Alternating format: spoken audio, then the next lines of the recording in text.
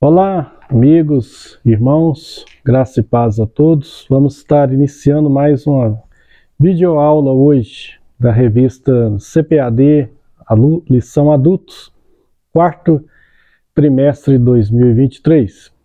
Eu sou o pastor Gilber Donizete, editor do blog Cristianismo Radical.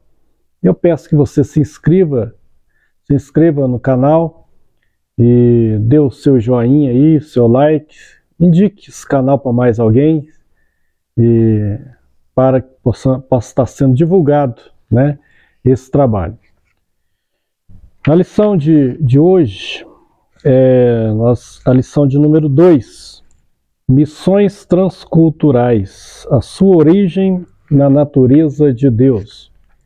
Mas como eu não gravei a lição 1, eu gostaria de fazer como forma introdutória um breve comentário sobre a lição 1, né? E aí depois a gente já entra na lição 2. Essa revista da CPAD, o tema da revista é Até os Confins da Terra, pregando o Evangelho a todos os povos até a volta de Jesus. O comentarista desse trimestre é o pastor Wagner Gabi, da Assembleia de Deus de Curitiba, Paraná. É uma revista que vai falar como um todo sobre a obra missionária, né? Nas 14 lições, né? Serão 14 lições, então, falando sobre a obra missionária. Durante alguns anos, eu tive a oportunidade de ser palestrante da CEMAP, aqui em Uberlândia, a Secretaria de Missão ligada a nossa igreja aqui em Uberlândia, Assembleia de Deus, Missão aos Povos, Secretaria de Missão, Missão aos Povos, é o nome da nossa secretaria. O trabalho de missão começou em 1988, aqui em Uberlândia, e em 1999 iniciou como uma extensão dos Gideões Missionários, na Última Hora de Camboriú, Santa Catarina, em 88. E em 1999 foi criada a Secretaria própria de Missão aqui em Uberlândia. Eu tive a oportunidade, prazer de fazer parte da primeira diretoria da CEMAP e também da primeira equipe de seminários que se criou, dando seminários sobre conscientização missionária por vários estados do Brasil. E uma das matérias que a gente ministrava lá era Base Bíblica para Missão e Igreja e Missão. E essa revista vai falar um pouco, né, sobre isso. Então a lição número 1 é a Grande Comissão, um enfoque etnocêntrico, né? Então etnocêntrico é de etnias, né, de povos, de raças, né? E porque a obra missionária, ela segue aquele parâmetro de Marcos, capítulo 16, versículo 15. E disse-lhes, caso Jesus, dizendo: Ide por todo o mundo e pregai o Evangelho a toda criatura. Então aí está o enfoque etnocêntrico, para todos, não é para um povo só, não é para uma nação só, não é para um idioma só. Ide por todo o mundo e pregai o Evangelho. Mateus capítulo 28, do versículo 18 a 20, também vai ter esse enfoque, né? Ide todas as nações, ensinando-as a guardar tudo que eu vos tenho dito, e batizando-as em nome do Pai, do Filho e do Espírito Santo, e eis que estou convosco até a consumação do século. Então Mateus, de uma certa forma, reafirma que Marcos já havia dito, porque Marcos foi escrito primeiro do que o Evangelho de Mateus.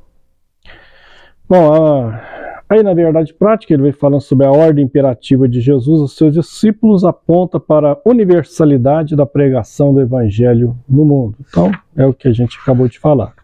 Então ele fala sobre a grande comissão. A grande comissão é isso, né? Esse grande comissionamento que Jesus fez a todos os cristãos. Não é somente para uma classe de cristãos ou um grupo de pessoas que exercem funções na igreja, sejam presbíteros, pastores, evangelistas, missionários, não. A grande comissão é para todo cristão, né? Portanto, ide, ele fala, é um imperativo para todos. Então essa é a grande comissão de ir pregar o Evangelho, né? E aí vem a visão global do Evangelho, a questão das missões transculturais, e a gente já entra na lição 2, que a lição 2 é justamente sobre missões transculturais, a sua origem na natureza de Deus. Então, o texto áureo é Gênesis 17:4, na lição 2, que fala assim: quanto a mim, eis o meu concerto contigo, e serás o pai de uma multidão de nações. Então, aqui é a bênção de Deus para Abraão. Isso no 17, mas no 12 ele já havia falado isso primeiro. Capítulo 12 de Gênesis. Na verdade prática, o amor de Deus é a verdadeira motivação do crente para realizar a obra missionária. Então, o texto bíblico da lição em classe está em Gênesis capítulo 12, versículo 1 a 3, e depois Gênesis 17, 1 a 8. Então, primeiro ponto, a motivação da obra missionária, em primeiro lugar, é a natureza missionária de Deus. Então, pai das missões é o próprio Deus, né? Quando ele chama Abraão em Gênesis 12, ele já fala sobre a obra missionária ali.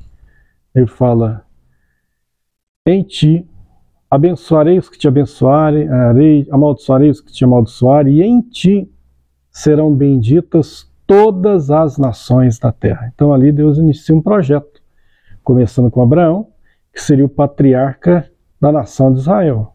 Abraão, como diz lá Mateus capítulo 1, gerou Isaac, Isaac gerou Jacó, que teve seu nome mudado por Deus para Israel, que depois se torna o nome da nação de Israel, até os dias de hoje, né?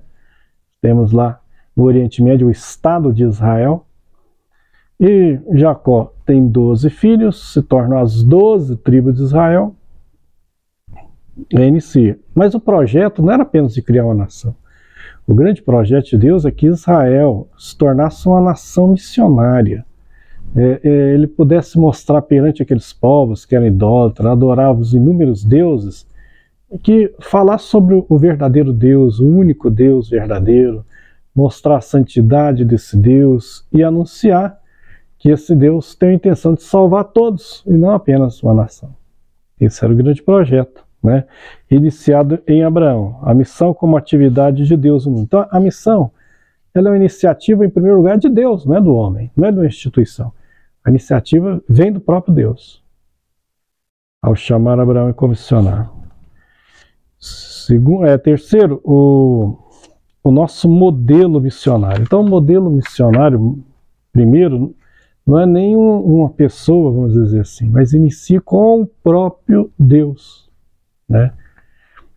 Chamando, comissionando, enviando, porque ele chega a Abraão e fala: sai da tua terra, da tua parentela e vai para uma terra que eu vou te mostrar. Então ele chamou, ele comissionou e ele enviou. Tudo uma ação de Deus. É isso que ele está dizendo aqui, que o nosso principal modelo de missões, em primeiro lugar, é o próprio Deus. Tópico 2 diz: o amor de Deus, o princípio fundamental da história da redenção. Então aí agora a questão do amor. Então o apóstolo João, na primeira epístola de João, capítulo 4, versículo 8 a 16, vai dizer assim: Deus é amor. Né? Essa frase famosíssima dita por João. Então, a missão, o foco dela, o princípio fundamental dela é o amor de Deus. É a redenção do homem. Por que redenção? O mundo bíblico, vamos dizer, da época bíblica, era um mundo que havia escravidão. Então, quando um escravo era liberto, era feita a redenção desse escravo. Como assim? Era pago um resgate para a libertação dele. Esse princípio da redenção, utilizado com os escravos, Deus usa esse princípio espiritual e aplica para a salvação, dizendo: olha, estou resgatando você, estou libertando você. Mas libertando de quê? Do pecado. Porque Jesus vai dizer no Evangelho de João que quem comete pecado é escravo do pecado. Então, escravo do pecado, escravo do diabo, né? Então, essa libertação, essa redenção. Então, o título é o amor de Deus, o princípio fundamental da história da redenção. Então é isso. Estou resgatando esse princípio. Qual que é o princípio? O homem pecou.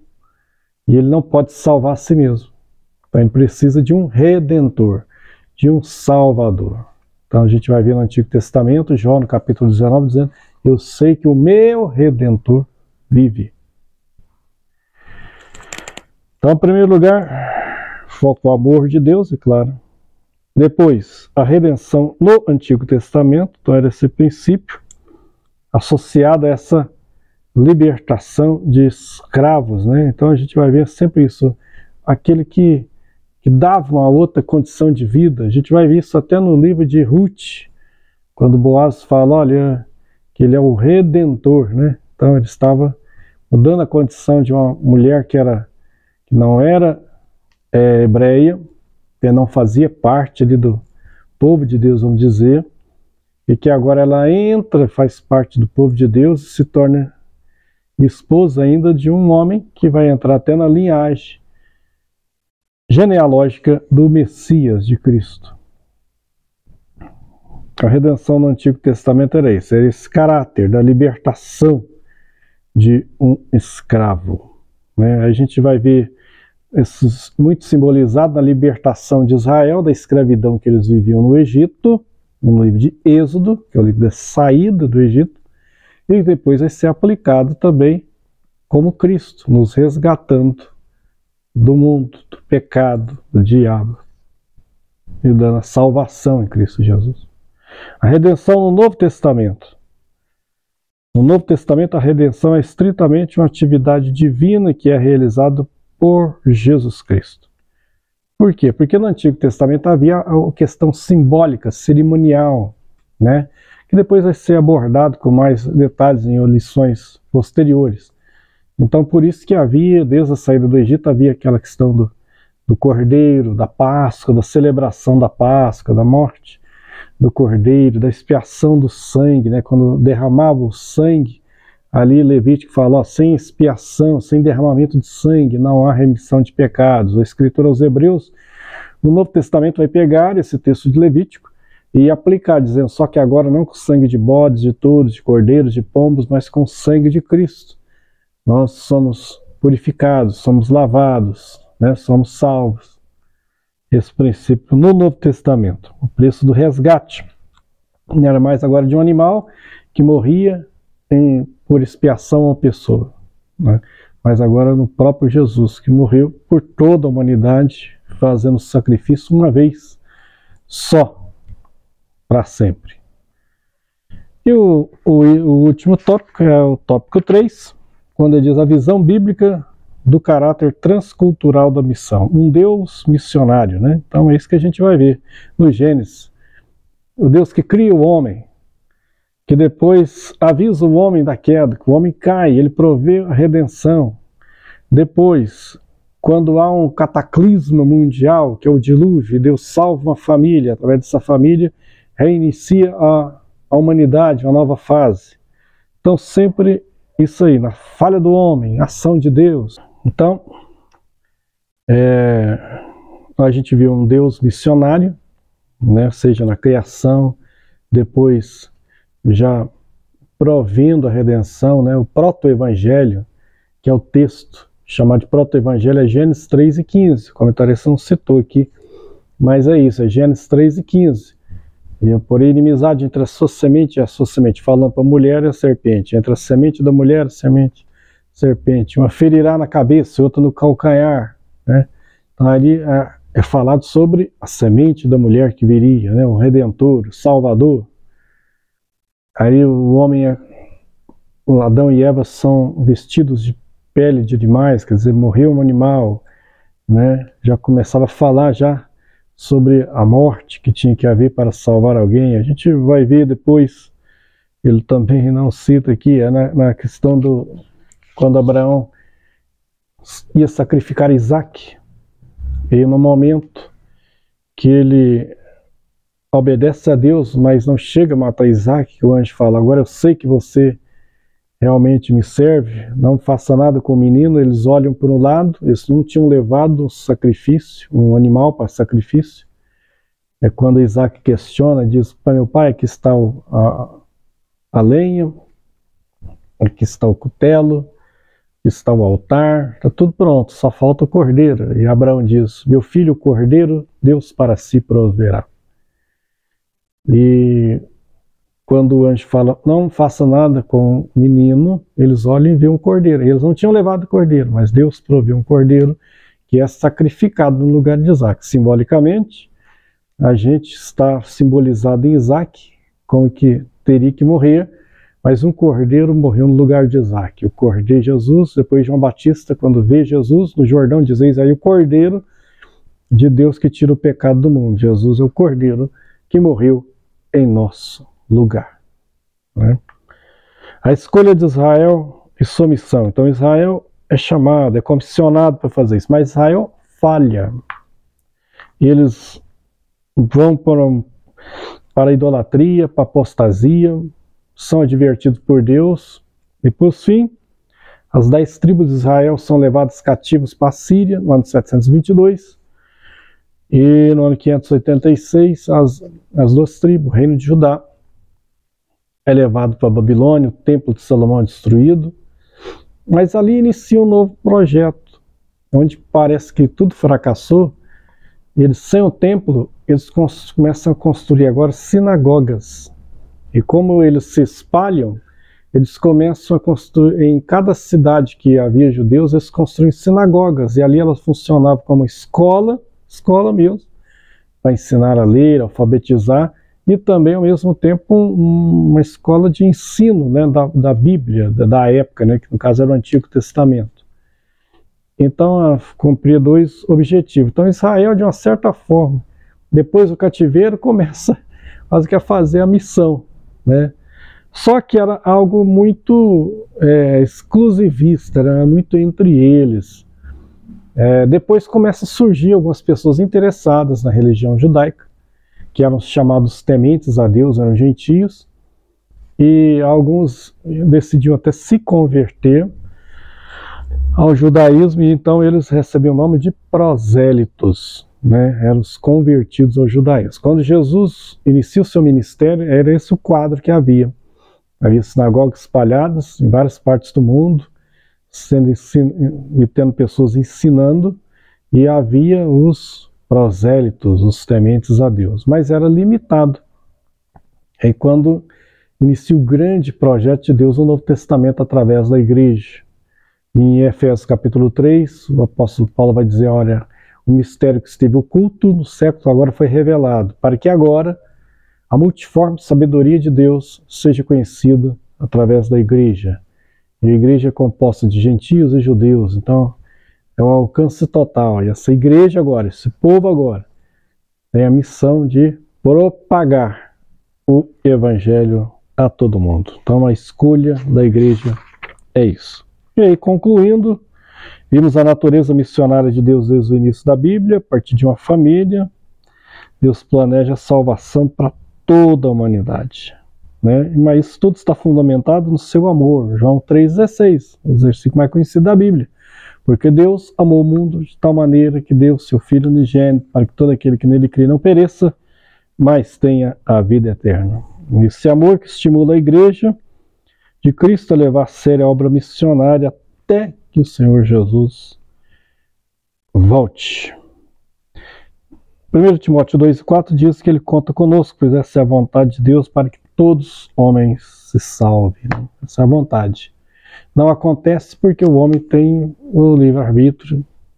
Infelizmente, nem todos se decidem por Cristo, né? Mas a oferta está lançada, está posta para quem quer aceitar, quem quer receber. Bem, essa foi a lição número 2 desse trimestre, e com a breve introdução da lição 1. Semana que vem, o título da lição, a próxima lição, né? Da outra semana, aliás, porque essa lição que eu falei hoje é a que vai ser ministrada nesse domingo agora, na escola dominical. Então depois, aí já vai ser missões transculturais no Antigo Testamento, missões transculturais no Novo Testamento e assim por diante. Bem? Muito obrigado por sua presença, nos ajude a divulgar esse canal, se ainda não é inscrito, se inscreva e até a próxima videoaula, se Deus quiser. Deus abençoe.